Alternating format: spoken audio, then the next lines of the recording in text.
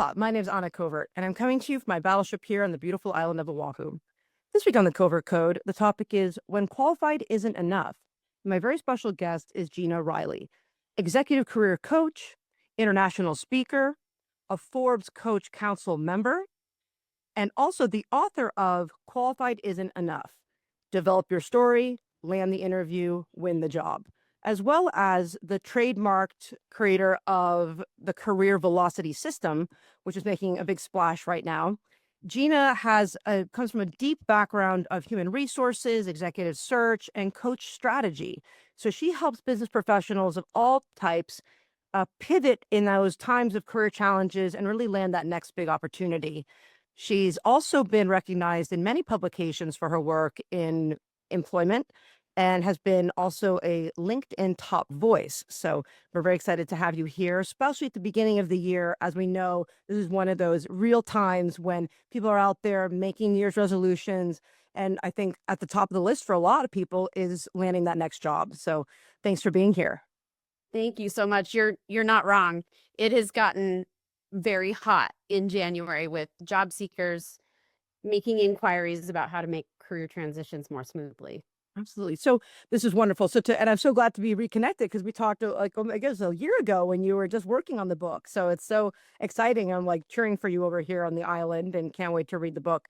So to get us started, can you give us a little Cliff Notes version of the Gina story and of, how you got to where you are right now and how you knew that this was the time to write this book? Oh my gosh. It was a burning desire by the time I got to it. And you probably have that same feeling, Anna. So for me, I'm, like you said, HR background, recruitment, training and development, all the things. And I actually, part of my story is I took a 15-year break to raise my two sons.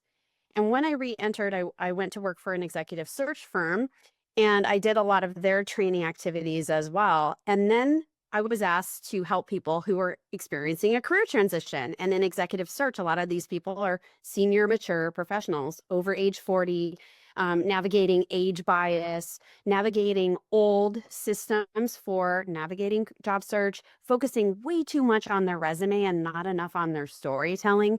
And so when I was asked to take on this project, it took me 2 years, but I started to study and figure out what it takes to make an effective career transition. And spoiler alert, doesn't start with the resume. Then for 4 years, I tested it, calling it career velocity. And by the time I had kind of gotten to that point, I'm like, oh, I got a book to write. I need to birth the baby and share with people my system, my frameworks. This is not a book of tips. It is a book of frameworks. Mm-hmm. Wow. Well, yeah, that's exciting. So what is one framework or one part of this? I know it's a long book, or not a long book, but it's a full book. So what is one thing that people who are listening right now should be thinking about first?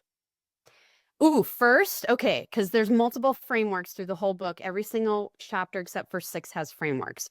So what people need to think about first is, one, you must develop your unique value proposition. And the way that I've outlined it in the book, it takes 5 chapters to come up with that tell me about yourself narrative. So a lot of times people who are in career transition are told the advice, you need a branding statement, you need an elevator pitch. And yeah, maybe that's true, but I don't agree with those sound bites. What I am helping people do is build up their storytelling from the foundation to explain who they are, why they do what they do, so their strengths and their values aligned with the skills that motivate them, and then meshed in with their stories of success.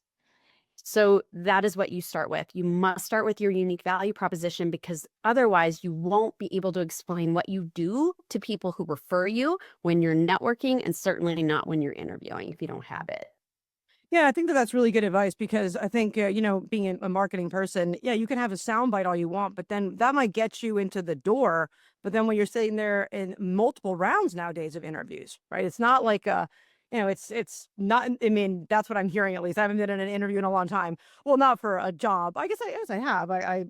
Agency pitches, I guess, is a type of interview. But but what we've seen is there's multiple rounds, right, and different people, and so you have to have a whole story to be able to really keep making sure that statement's resonating, right? Like that you have proof behind the pudding. Yes, 100%. And what I will say in this part of our conversation is where a lot of people go wrong is they're so worried and concerned about selling themselves that they don't think about the problems that that organization is trying to solve, that they may be the business solution for that problem. So it's a shift into what kind of conversation can we have that helps you understand that I have the toolkit to solve those problems. How are you going to elevate yourself up to being the candidate of choice? Right. So what are your recommendations on, now another thing that we hear, and I have friends who, in Sweden as well. Like, this is a global phenomenon, right? Of it seems that there's just every job has thousands of applicants now. Mhm. Or even not even the upper jobs. It seems like even middle jobs and my first, it's kind of a two-part question. Part one is, why are there so many applicants when there's so many other jobs that are like seeking employment? Or like there's so many industries where there's no one to work, and then there's some, businesses here like marketing or other different types where there's just so many applicants that where is this disconnect happening? Mhm. Okay, so to answer the question of the influx of applicants, it's number one, it's too easy to apply. It's called the easy apply button, which is generally the black hole of the whole system. And so most job seekers don't build a strategy and they apply, apply, apply, and then they don't hear back. And then they complain that they're doing something and they're doing something, but they're not networking, they're not building relationships, they haven't built their story. They're just on autopilot because it feels good. It's like a natural, Obligate dopamine kind of. hit, Yeah. right? Yeah, to go ahead and apply. So it's too easy to apply. Um, oh, I hit most of those qualifications. I'll go ahead and do it. And what's happening is unqualified people are crowding out qualified people, going through that, navigating through that system. Recruiters are way overwhelmed, way understaffed. We bash on recruiters way too much, but they don't have all the resources they need. And then we have all these AI tools and ATS systems, many that are outdated, that they are using to try to cull out the candidate pool that they're going to contact. So, how do we get around this, Anna? We step away from the spray and pray, apply, apply, apply, apply, ad nauseum, and we make a target list. I'd use the 2 Hour Job Search by Steve Dalton. Two, when you do that, you're going to build a target list of 40. Three, you're going to cull it down to your top 5 so that you have focus. And then you start networking and you try to get conversations with people at those companies, get referrals, do your research and homework, comment on those people's posts. So you're launching kind of your own mini marketing campaign covertly. Ooh, what did I do there? I liked it. So, and now here the question is, do these companies that, do they have to be already looking for people? Like, do they have to, or no? And I think that's another part, because I always thought the same thing, it makes me think of one of the strategies that we do for targeting B2B, right? It's like, okay, like, who do we want to work with, right? And let's do a FedEx campaign to the people who are in charge, like the CEO, right? Sure. Like, they're not going to be looking at emails. They're not going to be searching online, right? They're going to be, but FedEx is something that they might open. Like, what is that? How are you going to make yourself stand out, right? So it doesn't have to be that they're even openly looking for people. Absolutely. I mean, companies are hiring all the time. And Right. one aspect that we should probably cover in this regard is what is known as the hidden job market. And the idea of the hidden job market really inflames some people. They get really angry and we start thinking about biased decision making and just only hiring people who are in our own likeness or similar or what have you. But that's not what the hidden job market can be. The hidden job market is when a group of decision makers is sitting around that virtual table and someone says, I'm retiring, I'm going out on medical leave, I'm having a baby, I'm quitting, or we're going to fire Bob, but we don't want to tell anybody yet because we don't want our customers to know. So what is happening is everyone looks at each other first and they say, who do you know? Who do you know? Who do you know? Who can we start talking to? Let's reach out to our network. And it's not because they're biased people. It's because naturally they want to fill the job as fast as possible. Right. And you already know that it's verified. I mean, you don't have the time. I mean, like, and training, and there's a lot of risk getting people in, and I mean, so you don't want, you want to know someone who already can do it. Right. Absolutely. And so many companies go ahead and do a launch and a search and the whole thing. But sometimes companies even hire executive search firms at a great cost and still hire an internal candidate because they've gone through a vetting process that leads them to that final decision. So there's all these factors that play into decision making, and the best way for a job seeker to stand out is to make sure they're seen and heard. And getting seen is not the best way through an applicant tracking system and applying online. It's getting human connection. But what I will say is, if you don't clearly know what your unique value proposition is and can say it succinctly, you will lose people's ears and they won't be able to refer you. Right. How much of personality or personal, storytelling? I mean, I'm talking like, because we know people want to hire people who they like more, right? But there's also now, with what's going on in the government and there's so many things that you can't say, right? Or that we used to be able to talk about that we don't talk about anymore, right? So what is your feeling on the level of when you're going out there and you're networking of how much personal versus professional should there be a mix of? Oh gosh. Okay. So one thing that I talk and speak and write about a bit is executive presence.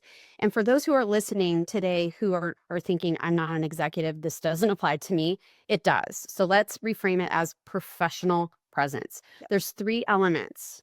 There's appearance, how we look, communication, how we speak, and gravitas, how we behave and how we act. And my sons who are 23 and 25 can have professional presence as a 70-year-old who's still in the job market, who's interviewing. And first, we need to walk and talk like we're ready for this job. Doesn't mean you're wearing a 3-piece suit. It means that you're suitable, you're ready, you're respectful of like what it is you're aligning towards. In Hawaii, we call it you're wearing shoes and pants. I love it. Not your slippers. What? Well, yeah, 'cause I'm like, what do they mean shoes and pants? And someone's like, oh, they mean like slippers and shorts. And I was like, oh, okay, yeah, shoes and pants are required. I love it. Okay, communication is super important. And one element, there's 17 individual aspects of presence. One is reading the room. And when you walk into any given room or a virtual room and you're not reading the players and body language and what's happening and how people are responding to you, that could cause some of your biggest misses. And then gravitas is how we behave and act. And the top 2 things for presence that's the most important are confidence and decisiveness. Mm-hmm. So back to your point, we want to hire people who we know, like, and trust. Similar probably in your marketing, with your marketing lens, people will buy products that they trust, that they believe will come through for them.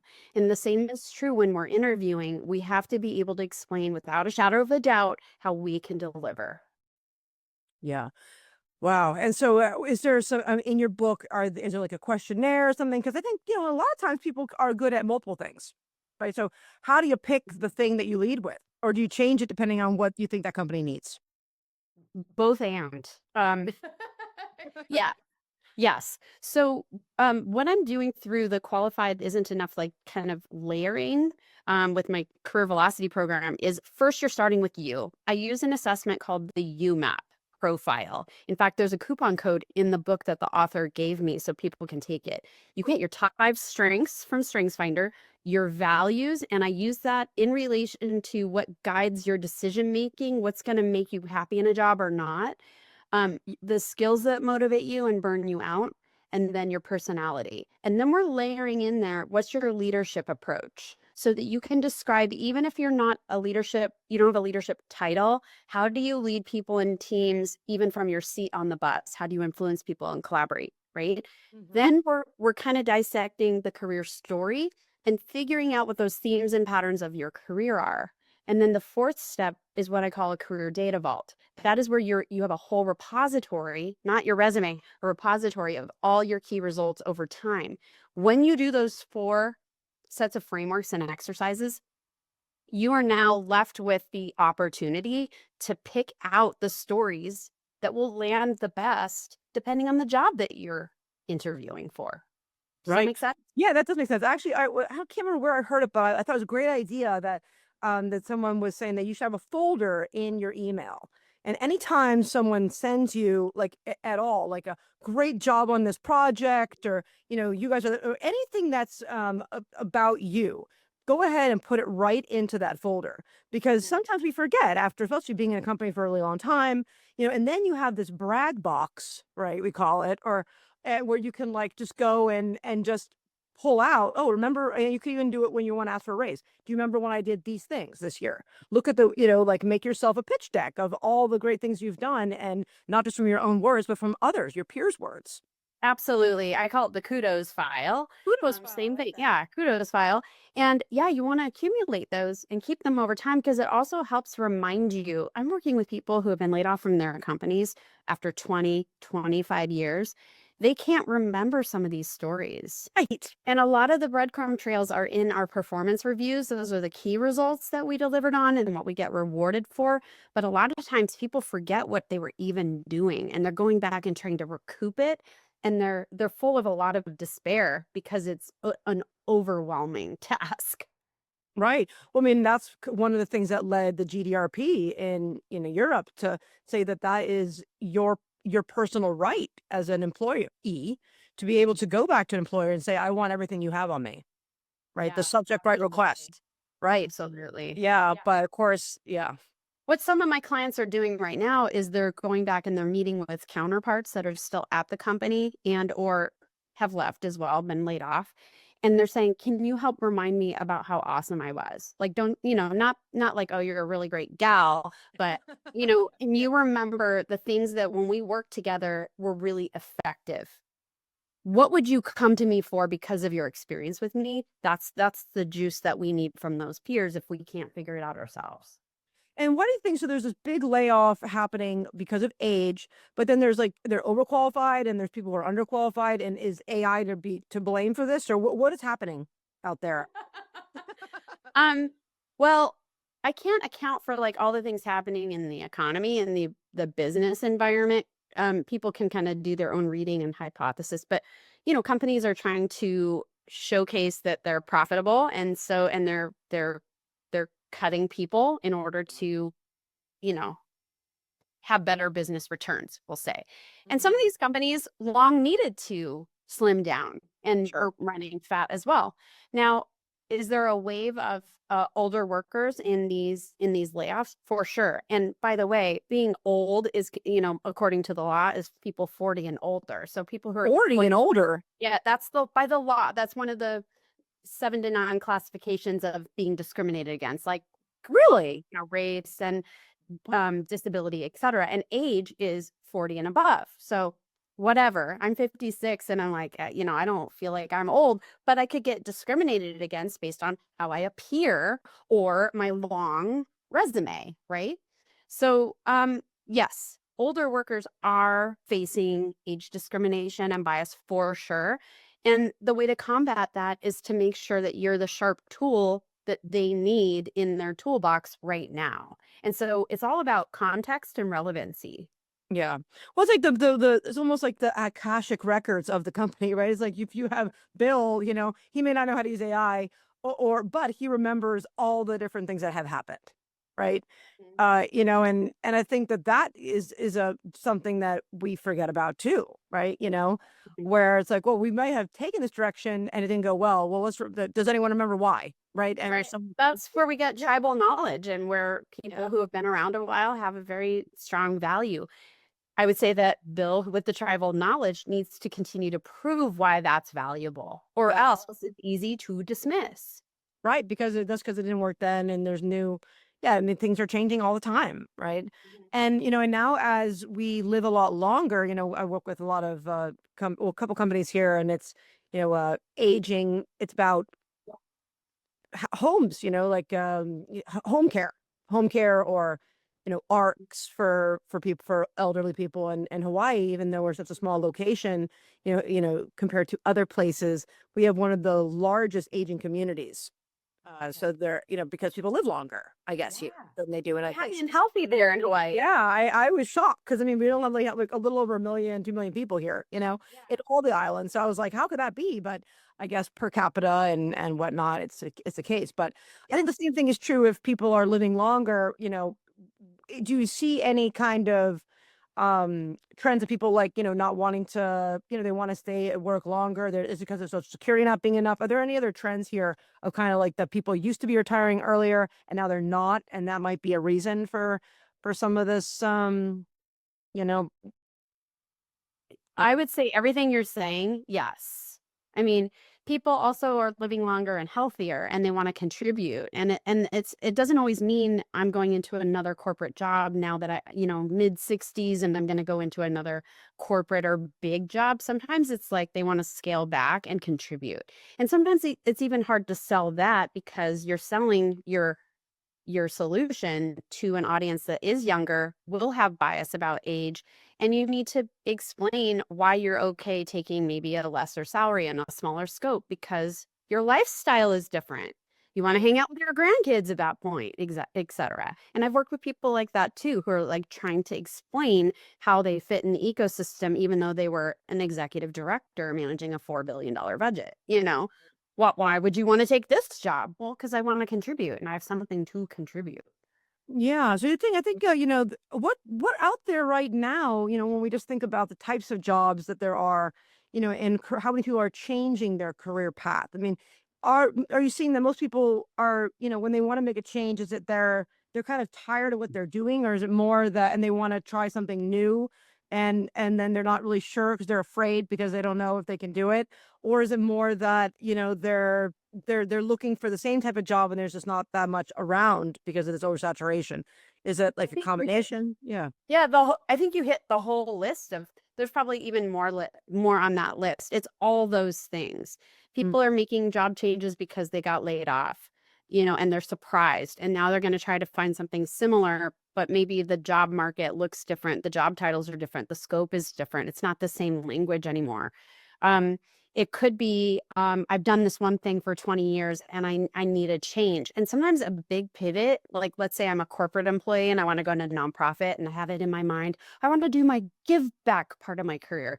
Well, that's a really challenging pivot. It's really tough to go from corporate to nonprofit, translate the business language, explain your value, and look into the faces of decision makers. And I'm talking about a board of directors and a leadership team saying, where have you been all these years? Why do we think you're passionate about our cause? There is a lot to overcome. And I've helped people do that. And I've helped people go from nonprofit to a corporate role where they started to maximize a bigger upside for themselves and make a heck of a lot more money, but take that business expertise as a CEO of a nonprofit and then convert that expertise into something that helped a corporation.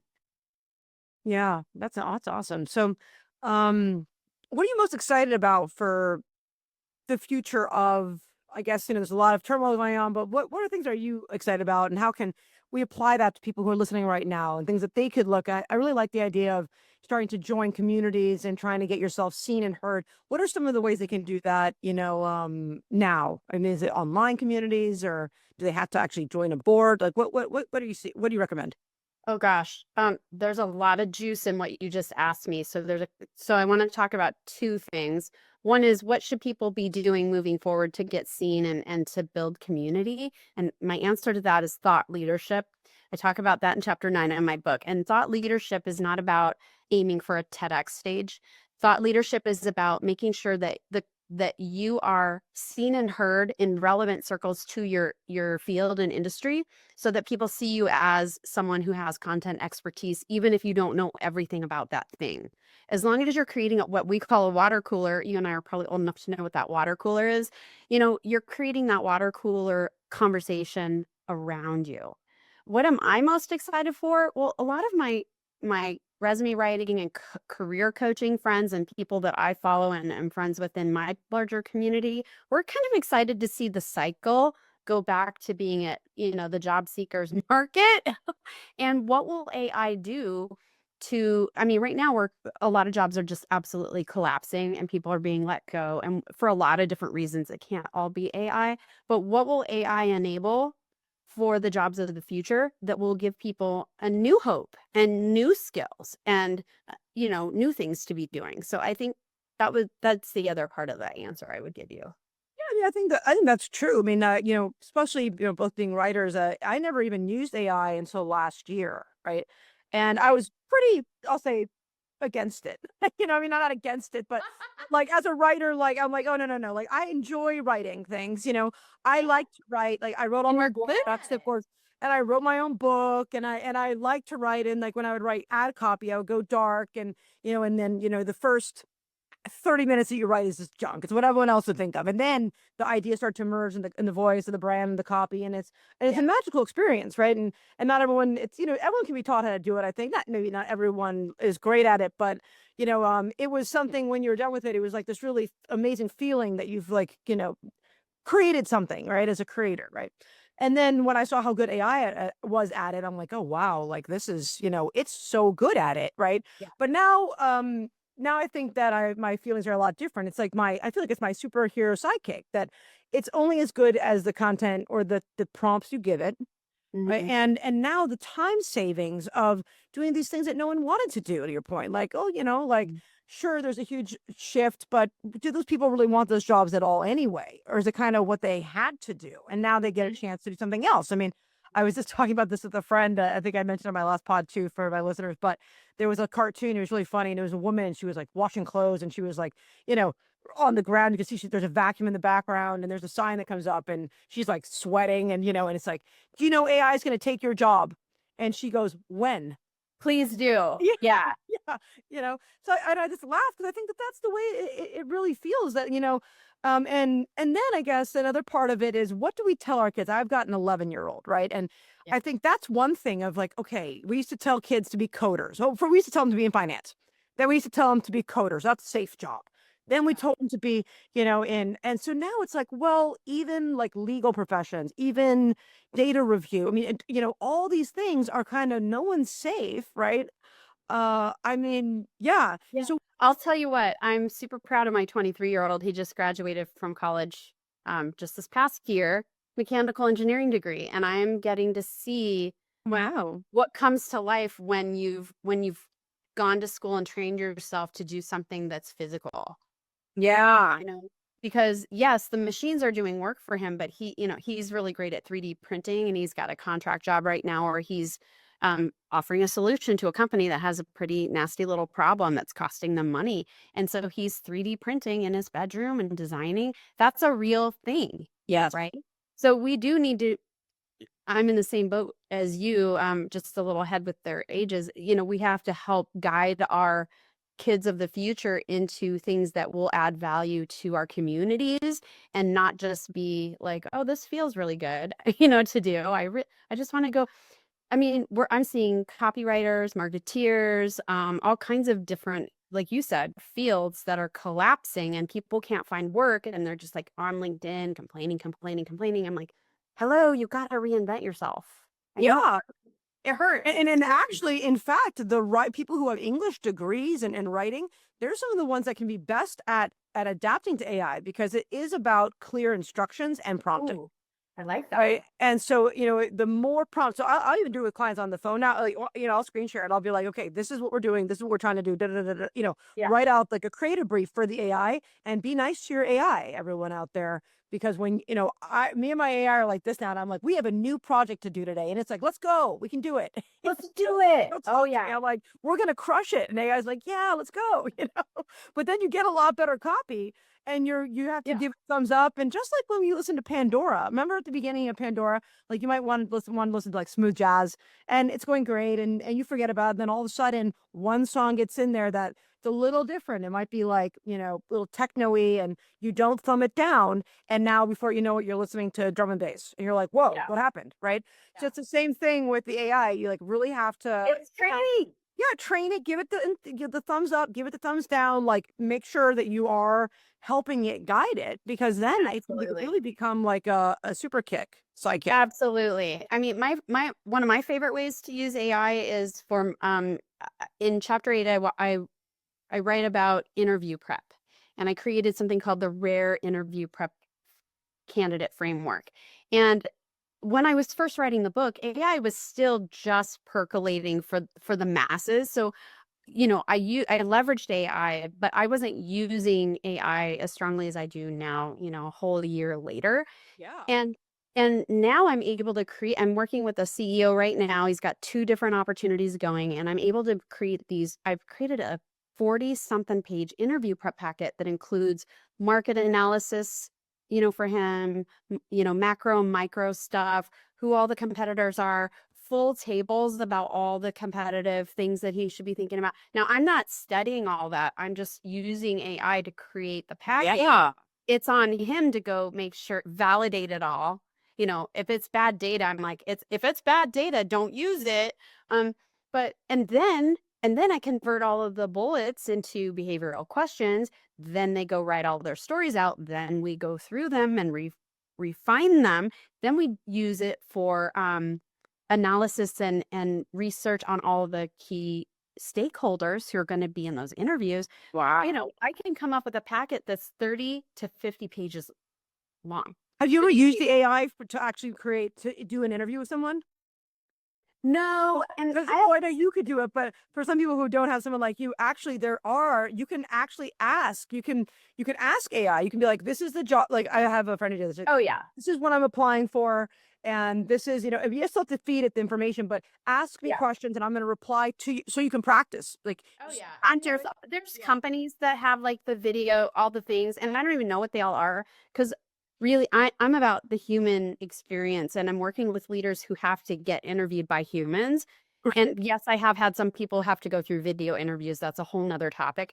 But for me, I think when people hire me, they're hiring me for my discernment and my honesty about how they're even showing up. oh yeah. And if they're rambling, it's the first line in my book is I interviewed a CEO candidate. I told him, you have 5 minutes to tell me about yourself. I have 60 minutes total to ask you 8 skill-based questions. I need your help to, moderate the time. And he was talking 20 minutes later about tell me about yourself. That's the first line of my book. And yes, your reaction is exactly what I want my readers to think is like, oh, poop. I hope I'm not doing that in my interviews. Well, yeah, I think that when you actually start to do public speaking, you realize how long a minute really is. A minute is pretty long. I mean, like if you ever stood up and, I know we do it all the time, but if you think about, you start a clock and you're doing you can say a lot in a minute. Well, not this at all, right? Or you can say a lot with nothing in it. Exactly. Right. Yeah. So what I'm all about is being succinct and saying the right things to the right people and reading the room while you're doing it. And there's things that we can do about speaking that help elevate how we land. I'm also a speaker coach within the Speaker Skills Academy. And what we do is we do micro drills as a part of our community. And so there's things that we can do, like how we pause, how we make a point, not talking too fast, using, moderating our tone. And I remember I said that I had a woman once when I was first starting, I've always been a fast talker and try to really like slow it down when I'm doing public speaking. And she came up to me and she said, remember what politicians do. She's like, they want you to hang on every word. And I was like, oh, and I was like, and it really like, boom. I was like, oh, makes sense. so good. Yeah. And when she said it like that, I thought, that's it. So I totally So good. Because I have a speaker drill that I've done for our community on pausing. And that was like the whole drill is I was, we had people in the Zoom room and we were practicing when and how to pause with these different activities. And I like that notion. I might need to pull that into my drill. Do it because and then you watch the news and you realize that that's what they're doing because everyone's like, what is he going to say? What is he going to say? What is he going to say? Or she, Well, it's true. And one thing on it that we women do in particular is we have a tendency to speak too fast. Yeah. Oh, really? And then we get nervous or excited and our voice raises like the pitch or tone. Mhm. And then we're speaking too fast and that diminishes our executive presence, the perception of trustworthiness and people buying into like what we have to say. I've had some clients who have had literally squeaky voices and I've sent them off to go get some voice training from singing coaches to bring the voice tone down and to slow their rate of speech. Yes. Yep. Super important. It's super important. Well, I guess the last question here is for those, I guess, who are out there thinking, because it's depressing when this is the number one thing you do. It's such an important part of our of our lives is Mm. what we do and how we show up and feeling good every morning when they get up, you know? So what do you think for people who are questioning, is this the right time to make a move with, you know, all the uncertainty out there? What is your recommendation to them? Um, First of all, I think having a tribe of people, a group of mentors, job seeking group, and you don't have to pay for that. Like, you build a little team of people that you can, that can pump you up. But I love having mentors and sponsors and advisors. And I like having different people on that team. I call it like your personal board of directors. Can you come up with like 3 people that have different lenses on the market and from their own work expertise? I'm an HR leader by, background. I don't want 3 HR people on my BOD.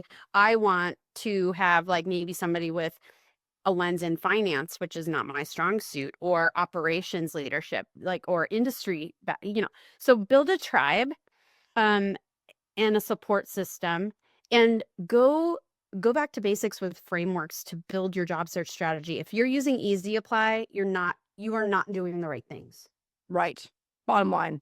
And I think, you know, LinkedIn is a great place to start, you know, really when, you know, I see a lot of people, one of my recommendations is like, you know, I see a lot of people just like, you know, if you're gonna be on LinkedIn, if you want to like something, fine. But if you're gonna write a comment, make that comment something that people are gonna actually, it's gonna be something meaningful. Right. Not, Yeah. oh, what a wonderful sweater, you know, or, oh, way to go. You know, sometimes you can do those that depending on who you are, what the reason you're reaching out for is. But if you're Yeah. trying to stand out, take that opportunity to reframe what they wrote and make it relevant for you and your vision or your voice. 100%. And LinkedIn right now is rewarding healthy, hearty comments. So, one of my LinkedIn posts may get, X number of views, comments, etc. One of my actual comments on someone else's post, especially somebody who's more of an influencer, can get a lot of mileage. So you can get eyeballs on that comment and people will be seeing you as a part of the conversation. Back to the water cooler. Yeah. Yeah. Great. Well, congratulations on your book. Are you going to be doing any book tours? Are you going to, what's next? Is there any kind of online communities people can get involved in? How can people find you and learn more? We will see about book tours. I was very excited. You know this feeling. So I never thought I would see my book in a bookstore. Like, it's all online, everything online. And I am in Powell's Books in downtown Portland, and it's the largest, like, privately owned bookstore, at least west of the Mississippi, but maybe in the country. And it was on the shelf. My friend saw it and sent me a picture. So I Wow. drove over there and got video. Um, but I'm mostly doing job seeker like webinars and in-person like sessions, workshops and stuff to help people use some of the frameworks and kind of give them kickstarts. So that's kind of that. I guess that's sort of book promotion. Right? Good. Ask them if you can do a book signing down there. In my next event coming up, I will be taking a box of books and my purple pen on brand to sign if you want to buy them. Excellent. Well, that is so exciting. Well, thank you so much for being here. And to all my listeners, please join me next week as I interview another industry expert in topics to help you succeed on and offline. Big mahalo. We just reached 100,000 subscribers on YouTube. And it is because of you and your aloha. I am so humbled and grateful for all the support. If you have not yet, please subscribe to this channel and share this content with your friends and family so I can continue to get great guests like Gina on to share their vision and stories with us. And I hope you have a wonderful day. I will see you in the pixels. Aloha.